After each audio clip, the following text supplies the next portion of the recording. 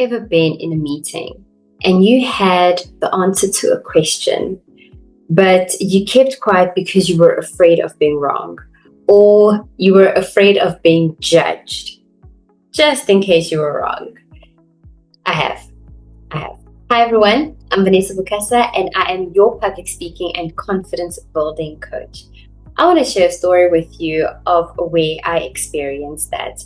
I remember years ago, I was in a meeting, my manager invited me, and it was a meeting with a lot of senior stakeholders. So we're in this meeting and a question is asked. It's asked on the work that I do. And I had the answer. But I was so scared of being wrong because I thought, what if they judge me? What if they think, who's this person? And she's junior, she's saying the wrong things. And who even asked her to come here? Why is she speaking? She is sending us into the wrong direction. All these things were going through my mind. And so instead of speaking, I literally leaned over to my manager and I whispered the answer in his ear.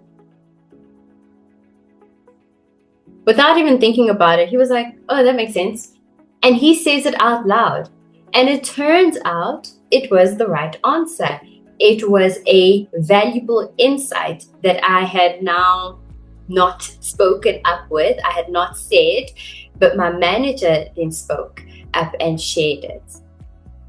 And I kicked myself because I thought to myself, why was I so unsure of myself in that moment? Why was I so scared of being judged? Why was I so scared of being wrong? Even though I was literally 95% sure that that was the right answer. Woo-wee. And let me tell you, it is so frustrating when you hold back. It really is, because in that moment when I held back, it's not because I didn't know. It was because I didn't trust my voice. I didn't trust what I was about to share, the insights that I was about to share. It was purely because of lack of trust, which is also lack of confidence. It wasn't because I didn't know and wasn't smart enough, or I didn't have the words. But yeah, that is what held me back, and it was so frustrating. Now, that moment made me realize something powerful, and that was that my voice was never the problem. It hasn't been the problem. My confidence or my trust, that was the problem. And because I had that low trust in myself, or that low confidence in myself, it expressed itself externally in me remaining silent, even though I should be speaking. And I want to talk about some of the reasons why we tend to hold back. One of them, and I think one of the biggest ones, something that I see a lot with my clients and something that I experienced so much of this throughout my career, and that is the fear of judgment, the fear of looking silly, the fear of looking like you should know better based on the level, the role, the position that you're in. The fear of, what are you only asking that now? Why didn't you ask this all this time? Or why didn't you say this all this time? Just that fear of judgment. And so many things can go through your mind. And I think what happens with that fear of judgment is that we are judging ourselves in that moment. We're asking ourselves all these questions that are so judgmental, and we're saying all these things, and then we project it on others. We believe that they must be thinking the same, feeling the same, or they will react the same way as what we are thinking or experiencing on the inside. The other thing that we experience a lot is this fear of being wrong. And so because we're so scared that we don't have the answer, we will doubt our answers. We will doubt everything that we need to say. And even like in my situation where I was 95% sure of my answer, I still doubted it. So that 5%, that's what then cost me visibility, it cost me potential recognition as someone who knows what they're doing, they can speak on their work. It cost me potential opportunities because these people are not keeping me top of mind. I'm not speaking up. And so fear of being wrong can really, really hold us back.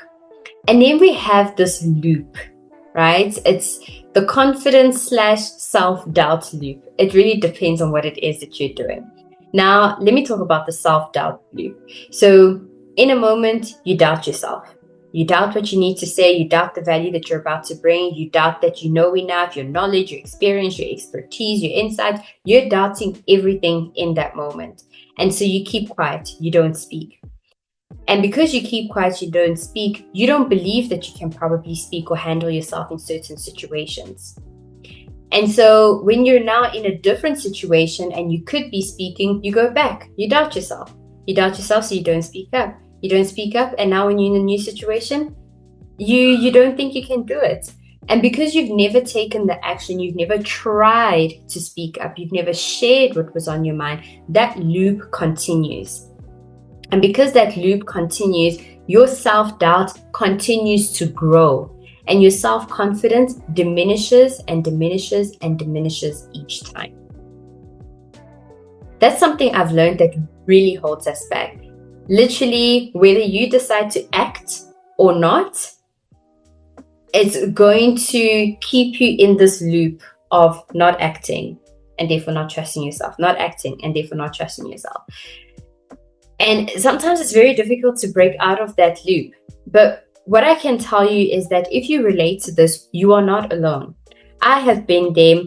So many of my clients have been there. And today I want to give you a strategy that can help you to start breaking free from the cycle. So how can we overcome self-doubt and start articulating ourselves in a way that we are proud of? How can we actually start that? The first thing, which I think is so important, is to work on your mindset. There are so many quotes on this. As a man thinketh, so he is. What you believe is what will come out. You know, everything that we see on the outside is literally just a reflection of the inside. If you constantly have doubt, you constantly have fear, nerves, and anxiety, and that negative self-talk that's telling you you can't, you have imposter experiences, all those things on the inside, it will reflect on the outside. A small mindset shift that I want to challenge you to do. And I wish I had done it in that moment where I hesitated to speak up and I preferred to whisper the answer to my manager. Instead of constantly asking yourself, what if I am wrong? What if I don't know? What if I look stupid? What if I mess up? Challenge yourself one day. In your next meetings, ask yourself, what if I'm right? What if I'm right? What if this idea I'm about to give is actually a brilliant idea? What if my suggestion is the most feasible one? What if I am right? I challenge you. Ask yourself that in your next coming meetings and see how your mindset shifts. Because something about confidence is that it's not about knowing everything. It's about trusting that you know enough for this situation. It's about trusting that you will be able to handle this conversation that you're currently in with what you know, with your expertise, your insights, your experience, your knowledge, whatever it is. It's not about knowing everything. There's no one who knows everything. The second thing I'd like for you to do is to start remaining calm under pressure. I wish I had done this because when you are calm, then you think a lot more clearly. And because you can think clearly, you can structure your thoughts and then deliver your message or articulate yourself in a manner that is more clear. So right now, as you are sitting, if you're sitting, place your feet firmly on the ground. Place them firmly on the ground and flat. And I want you to take a deep breath in for 4 seconds. I want you to hold it for 4 seconds. And then I want you to exhale for 6 seconds.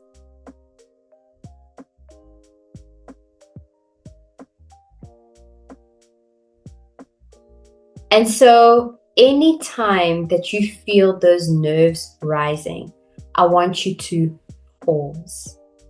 Do yourself a favor and pause.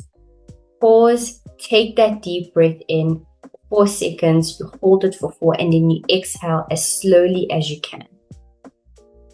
Because what you are doing in that moment is that you are sending signals. You're sending a signal to your brain, you're sending a signal to your body to let it know that we are okay.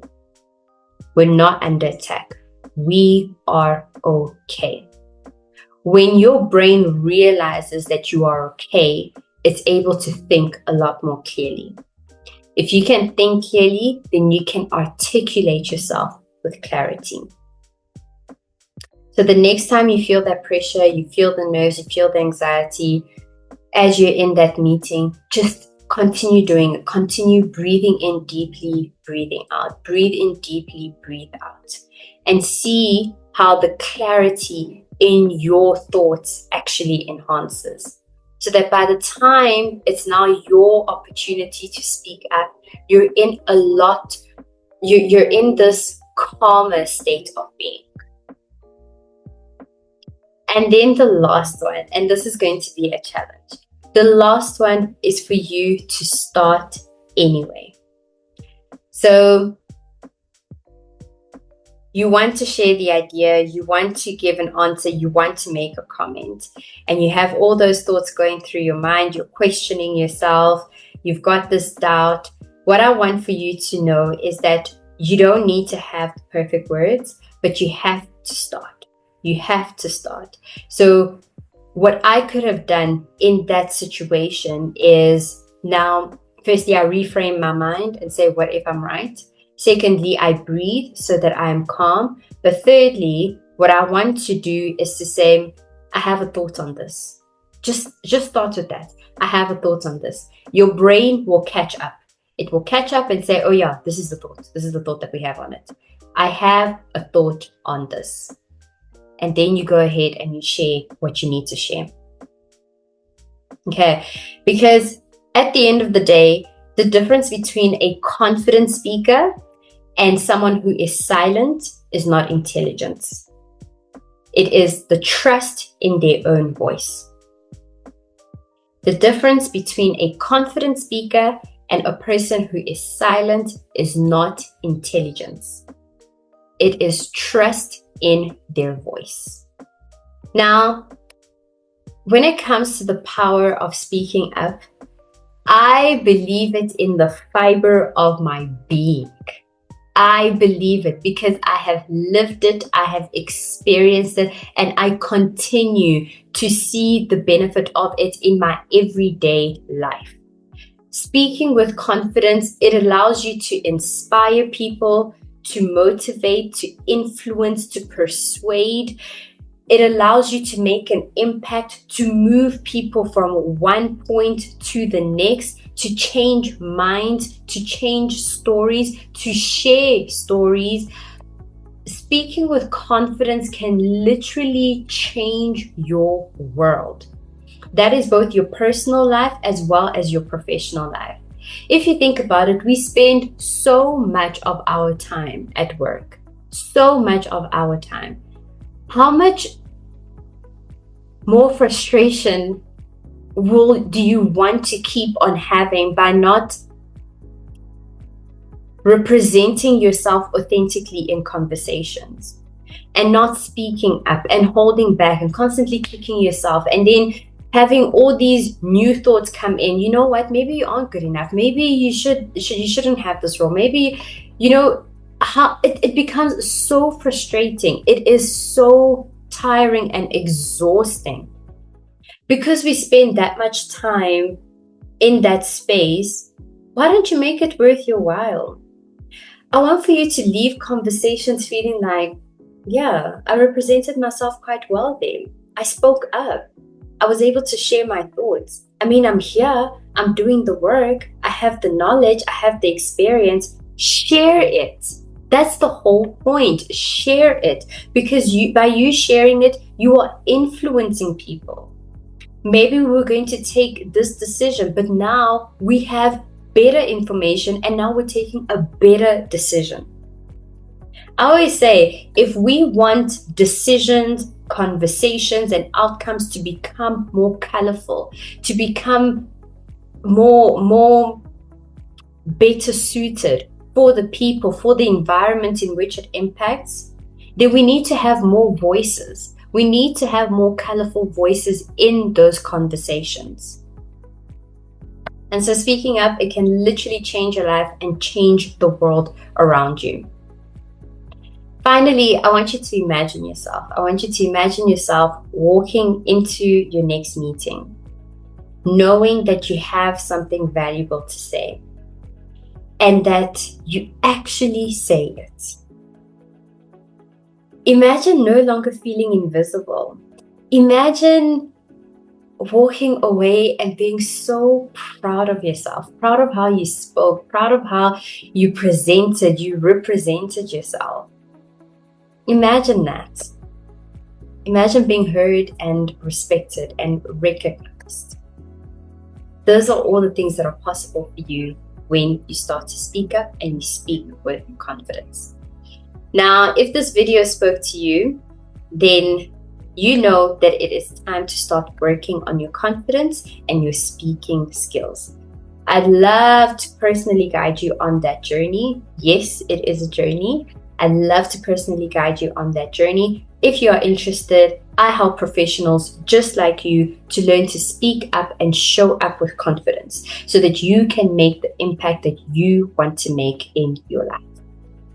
Hit the link below and I'd be happy to help you on your journey. Bye for now.